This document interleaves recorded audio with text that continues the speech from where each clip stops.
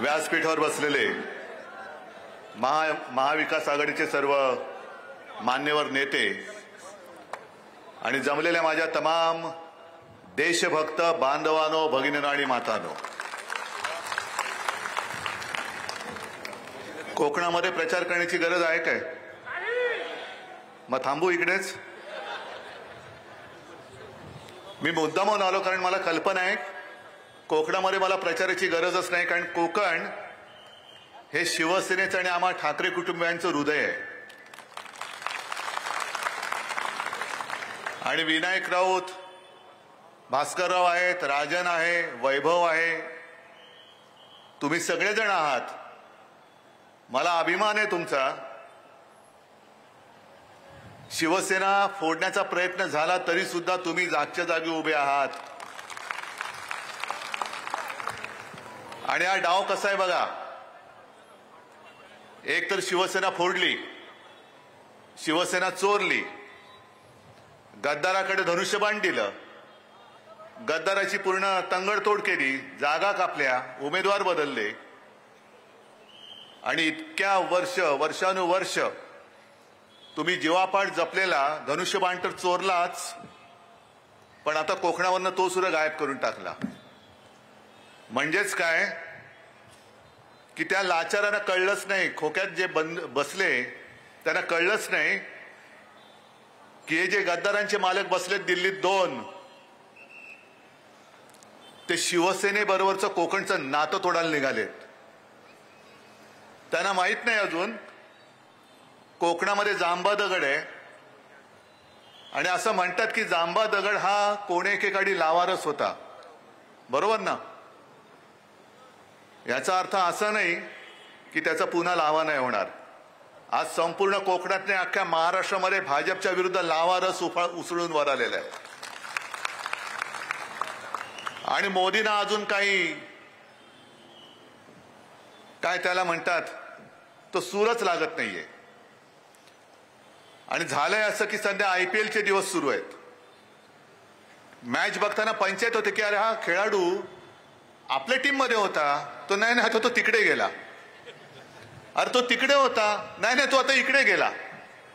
आणि तसं भारताच्या राजकारणात झालंय. IPL म्हणजे इंडियन पॉलिटिकल लीग, असंच झालेलं आहे. मोदी किती काही बोलतील, पण मोदींचा तो जो काय पहिला आत्मविश्वास होता 14 साली आणि 19 सालचा तुम्हाला बघायला मिळतोय? नाही, हो असेल तर हो बोला, मला तर दिसतच नाही आत्मविश्वास. पहिल्यांदा अगदी 19 साली सुद्धा आपण फसलो होतोच. काय रुबाब होता, कारण शिवसेना सोबत होती. आणि त्यांचं एक वाक्य होतं, एक अकेला सब पे भारी. अशी मस्ती होती, छाती होती 56 इंचांची. आता त्या छातीमधली हवा पण गेली. आणि एक अकेला सब पे भारी, आजूबाजूला सब भ्रष्टाचारी. काय ही गत आले. म्हणजे अटलजींचा आत्मा रडत असेल वरून. ते जे बोलले होते की अशी जर का सत्ता मला मिळत असेल तर मी ती चिमटीत सुद्धा पकडणार नाही. आता अटलजींचा आत्मा ढसाढसा रडत असेल की काय कोणाच्या नाकर्त्याच्या हातामध्ये भाजपा गेला आणि होता नव्हता भाजपाने खतम करून टाकला, संपवून टाकला. अरे शिवसेना अख्खी तुमच्या सोबत होती तेव्हा मोदीजी आणि शहाजी जी खरं लावण्याची गरज नाही. तुम्हाला महाराष्ट्रामध्ये किती वेळा यावं लागत होतं, किती सभा तुम्ही घेतल्या होतात, कारण अख्खी शिवसेना तुमच्या सोबत होती. का तुम्हाला औदासा आठवली मला कळत नाही, पण विनाशकाले विपरीत बुद्धी. विनाशच होणार असेल तर विपरीत बुद्धी होणारच. आणि म्हणूनच कदाचित हा एक नियतीचा संकेत किंवा देवाचे आशीर्वाद आहेत की त्यांनी शिवसेनेला त्यांच्यापासून बाजूला केली, की त्यांचा विनाश होतोय, तुम्ही नका राहू त्यांच्यासोबत, जाऊ दे त्यांना, बुडतायत बुडू द्या. अबकी बार भाजपा तडीपार करून टाका. आणि काजूवरती, आंब्यावरती, कांद्यावरती जी निर्यात बंदी केलेली आहे ना, पहिली यांच्यावरची निर्यात बंदी उठवा, पहिला भाजपला निर्यात करून टाका. जाऊ दे, 7 समुद्रापलीकडे निर्यात तडीपार. पण मला यांचा सगळ्यांचा खरंच अभिमान वाटतो. हे ठीक आहे, की त्यांनी संपूर्ण यंत्रणा वापरून शिवसेना चोरली, धनुष्यबाण चोरलं. पण विनायकरावजी, मला तुमचा अभिमान आहे. भास्करराव, वैभव, राजन सगळे म्हणून इकडे बसलेत, मला तुमचा अभिमान आहे. कारण समोर जो उभा आहे त्याला रोज टोप घालताना विचार करावा लागतं. डोकं खाजवायला मिळतं तेव्हा, टोप घातली होती मिळत नाही. तेव्हा खाजवून विचारतो, अरे आज कोणत्या पक्षात होत आपण? हा बघा, तुम्ही विचार करा त्यांना, कारण आठवतच नाही काल कोणत्या पक्षात होतो, आज कोणत्या पक्षात आहे.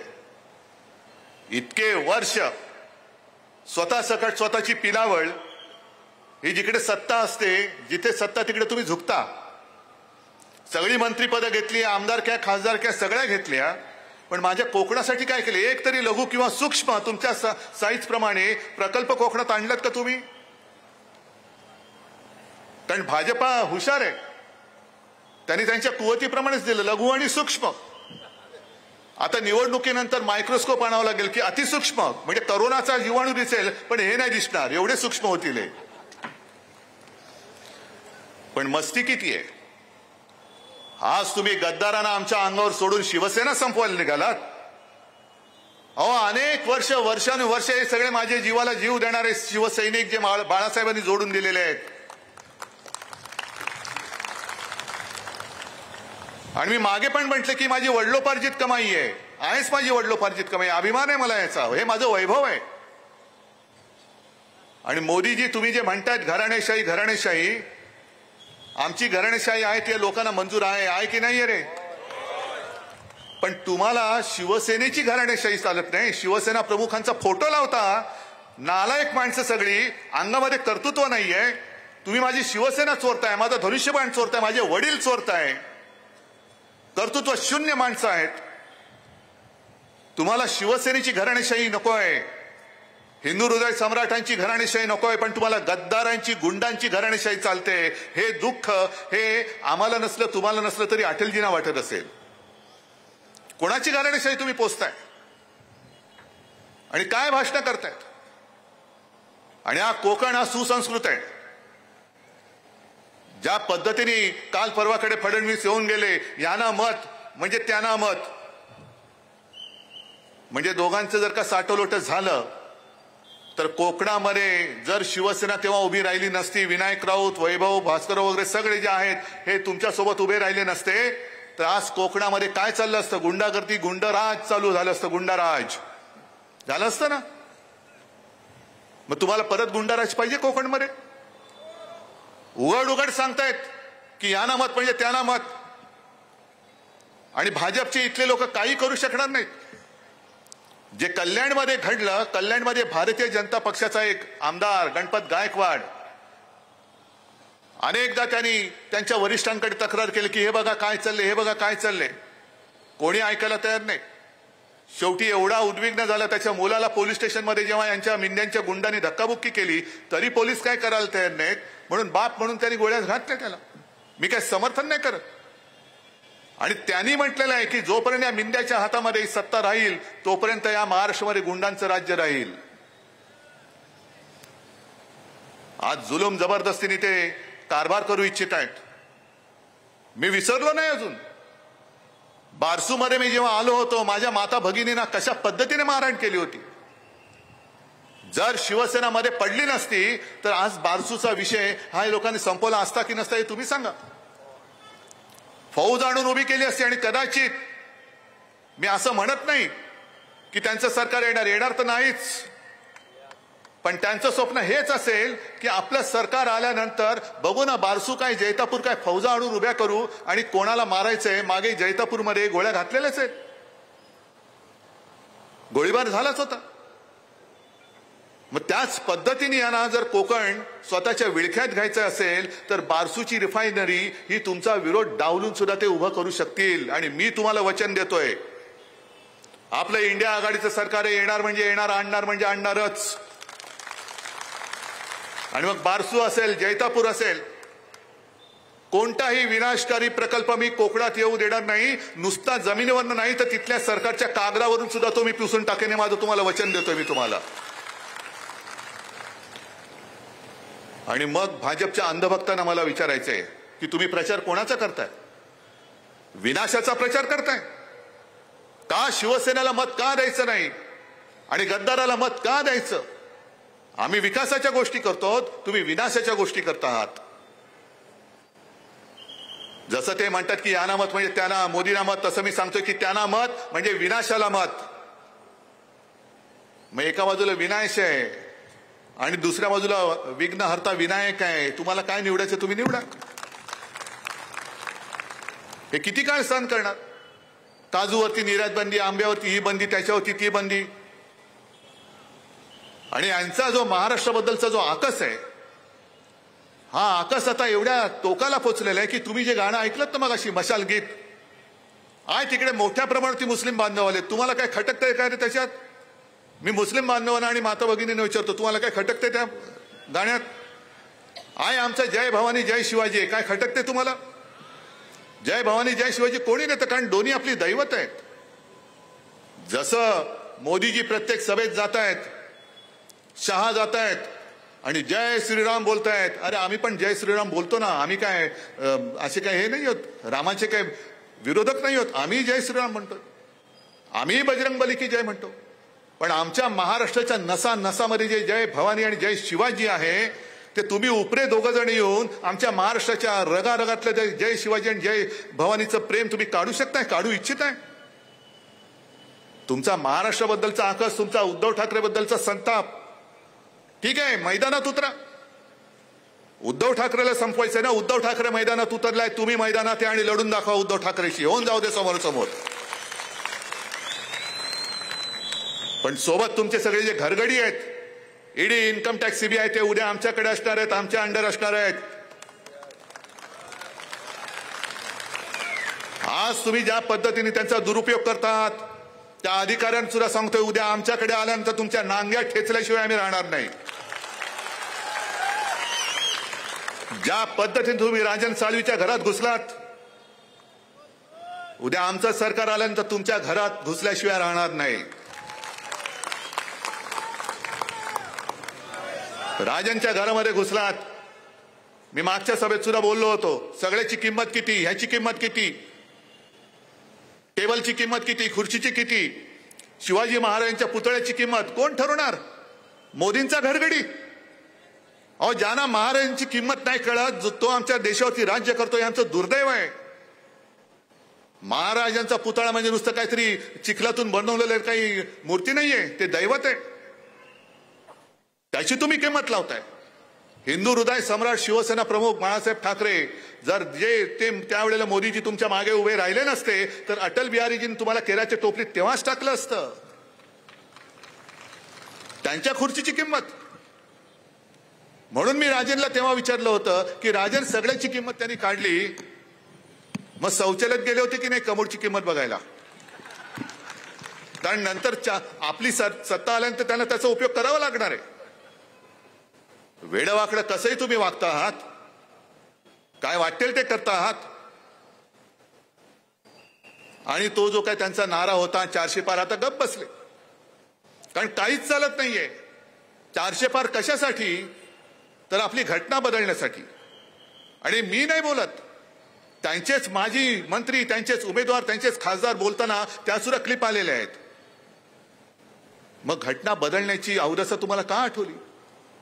म्हणजेच काय की महाराष्ट्राबद्दलचा जो आकस आहे, एक तर महाराष्ट्रामधले महाराष्ट्राच्या हक्काचे उद्योग धंदे तुम्ही गुजरातला घेऊन जातात. तुम्ही महाराष्ट्राच्या हक्कासाठी लढणाऱ्या शिवसेनेला खतम करू इच्छित आहात. तुम्ही महाराष्ट्राचं दैवत असलेल्या जय भवानी जय शिवाजी या शब्दावरती आक्षेप घेत आहात. आणि मी जाहीर आरोप करतोय, महाराष्ट्राच्या सुपुत्रांनी डॉक्टर बाबासाहेब आंबेडकरांनी केवळ त्यांनी लिहिली म्हणून तुम्ही घटना सुद्धा बदलायला निघाला आहात. डॉक्टर बाबासाहेब आंबेडकर हे महाराष्ट्राने देशाला दिलेलं दैवत आहे आणि त्यांनी घटना लिहिली. अरे त्यांची बुद्धिमत्ताच तशी होती.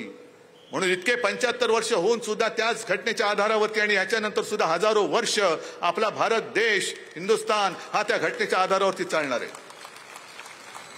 पण इथे सुद्धा तुमचा महाराष्ट्राबद्दलचा आकस दिसतोय. का अशी माणसं? अरे तुमच्या भूमीमध्ये गुजरातमध्ये औरंगजेब जन्माला आला, त्याला आम्ही काय करू? आमच्या भूमीमध्ये छत्रपती शिवाजी महाराज आणि बाबासाहेब आंबेडकरांसारखी दैवत जन्माला आली, त्याला आम्ही काय करू शकतो?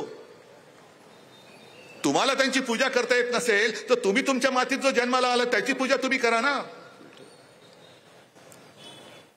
पण जे काय जुमले त्यांनी दिले होते 14 साली, 19 साली, आता 24 साली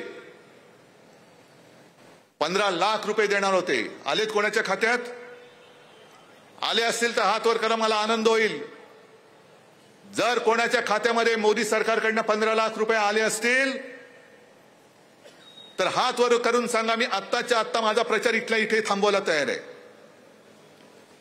मग त्यांनी 14 साली काय सांगितलं होतं की प्रत्येकाच्या खात्यात 15 लाख रुपये येतील. कोणाच्या खात्यात हजारो कोटी आले? भाजपच्या खात्यात आले. निवडणूक रोख्यांच्या माध्यमातून हजारो कोटी, 8-10 हजार कोटी हे त्यांनी 2 ते 2.5 वर्षात कमावले. म्हणजे एक गोष्ट ते बरोबर बोलले की जे काँग्रेसला 60 वर्षात जमलं नाही ते आम्ही करून दाखवलं. बरोबर आहे, काँग्रेसला एवढे पैसे कमवताच आले नाही. मोदीजी तुम्ही 2.5 वर्षात कमवले 8 ते 10 हजार कोटी. बरं, गंमत बघा अशी आहे, अर्थमंत्री कोण होत्या? निर्मला सीतारामन. आणि तुम्हाला माहिती असेल किंवा नसेल, जोपर्यंत कोर्टाचा निकाल येत नव्हता, कोर्टाचा निकाल येईपर्यंत त्यांनी पुढचे 10,000 कोटी रुपयांचे रोखे हे छापून तयार ठेवले होते आणखीन लुटायला. मी सर्वोच्च न्यायालयाला खास धन्यवाद देतो की तुम्ही अगदी योग्य वेळी यांची हंडी फोडलीत. कारण 8 ते 10 हजार कोटी आणि आम्हाला न सांगता असेच लुटले होते, आम्हाला माहितीच नव्हतं. आणखीन 10,000 कोटी हे लुबाडणार होते.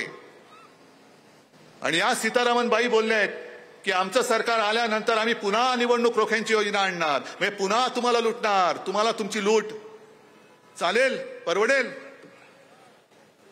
बरं, गंमत मी एवढ्यासाठी म्हटलं की ज्या सीतारामन बाई बोलल्या की हे आम्ही पुन्हा ही रोखे आणणार, रोख्यांची योजना आणणार, त्यांचेच पती परकला प्रभाकर त्यांनी तर त्यांच्यावरती जो मोठा आघात केलेला आहे, त्यांनी सांगितलं की हा जगातला सगळ्यात मोठा घोटाळा आहे आणि त्याचं नाव त्यांनी मोदी गेट असं दिलेलं आहे. मोदी गेट.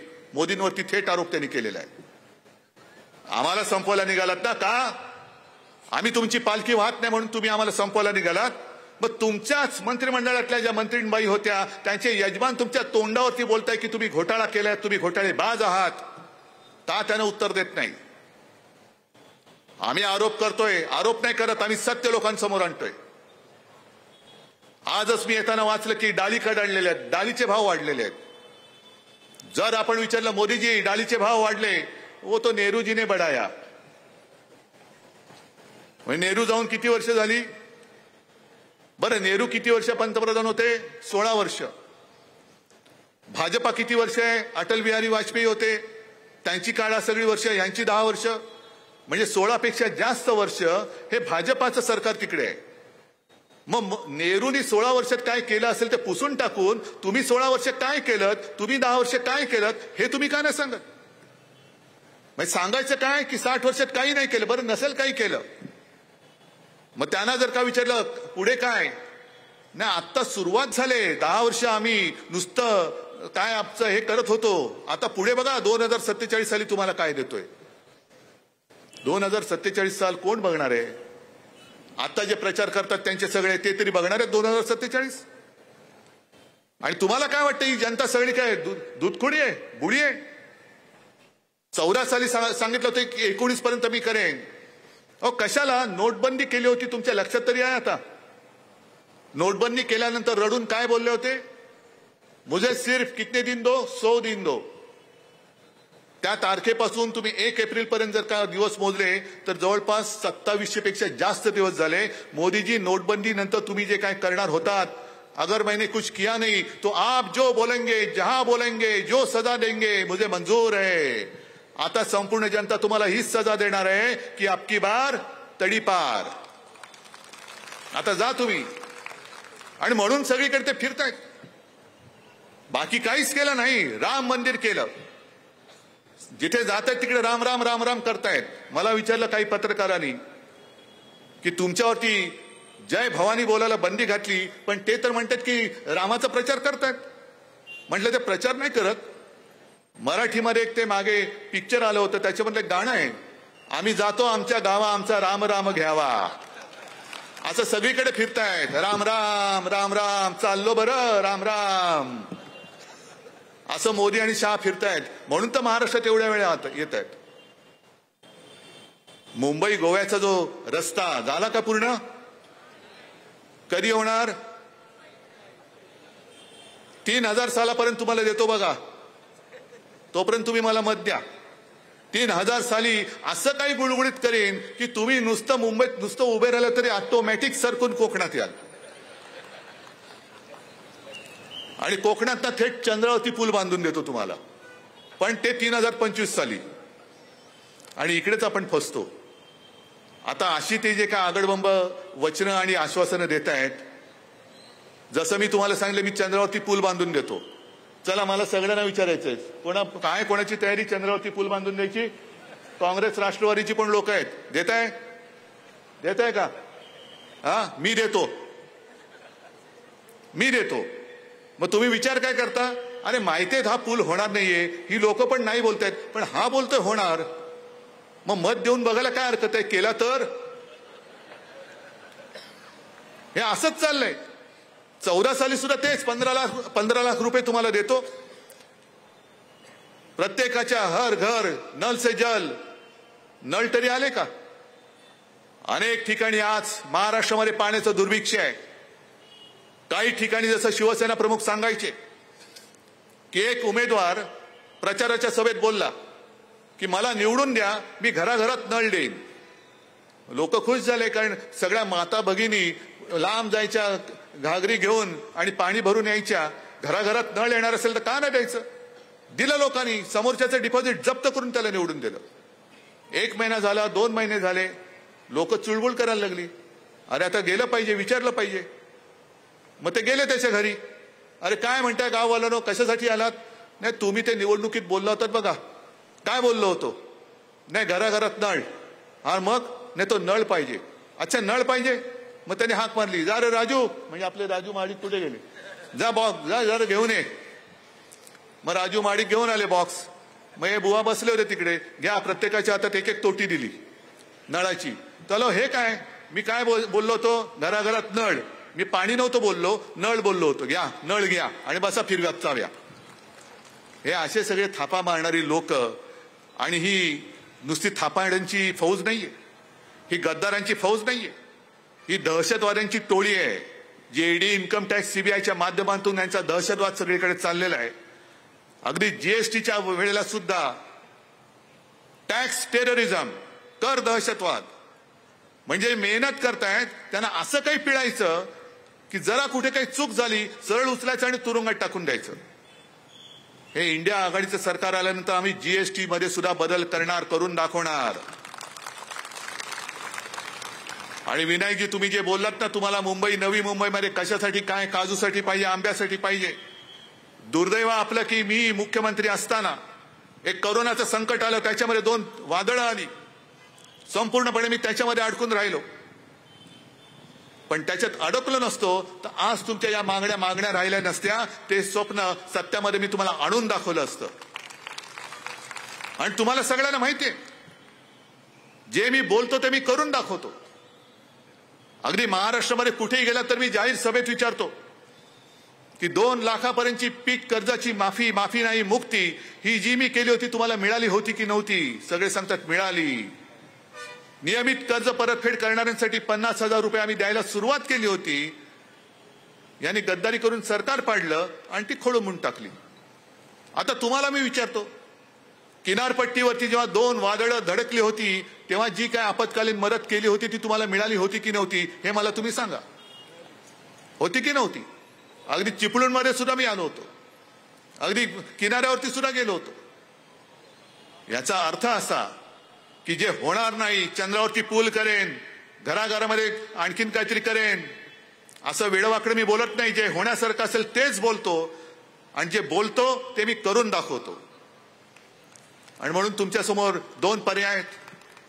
एक 10 वर्षाच्या थापा, ही मोदी गॅरंटी, आणि दुसऱ्या बाजूला मी माझं वचन, जे मी वचननाम्यात दिलं ते मी करून दाखवणार. तुमची निवड तुमच्याकडे. उद्धव ठाकरेचं वचन तुम्हाला महत्वाचं आहे का मोदीची गॅरंटी? हे महाराष्ट्राने उत्तर द्यायचंय.